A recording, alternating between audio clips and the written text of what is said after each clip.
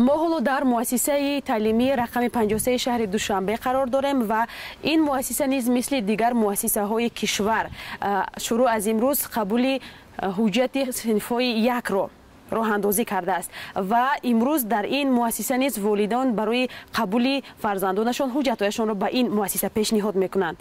این مؤسسه تعلیمی که رهبریتش میگویند باید سه صنف خواننده های صنف‌های اول را در بر گیرد در نقشه دارند و علاقه خود امروز حدود 60 نفر از والدان حجت‌های فرزندانشان را به این مؤسسه آوردند و خود رهبریت هم میگویند که از این تعداد 80% در باغچه ها تعلیم گرفتگی هستند و آمادگی به مکتب رو از خود کردند و تنها 20% که عموما در خانه بودند آنها میتونن در این یک ماه به سال خوانشی 2015-2016 به خوبی آماده شوند.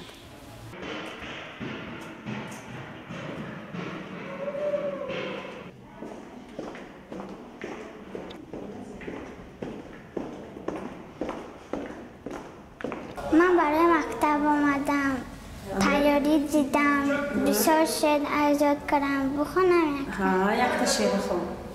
Mama, ja ti belju blu, to ni znaju prema na большому кораблю, дам название мама. Алака либоси мактаби ҳам харидия? Ҳа. Дафтару китобу ручка. Барои синфи якум чӣ хел китоб хариди? Алифбо.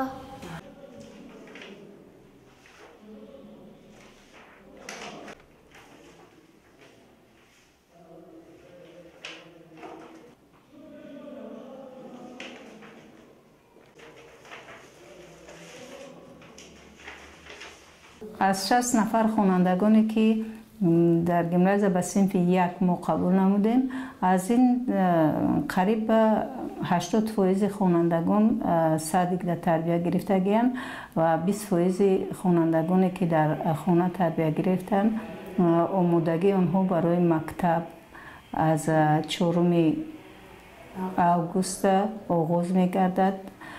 چون که ما همگی یک روز قبول مکتب بود 60 نفر خواننده را قبول کردیم. از این چند نفر 20-25 نفر خواننده ها به فکرم در خانه تربیه گرفتگی‌اند، اونا آماده شدن که در مکتب تعلیم تربیه فرا گرفته شدن.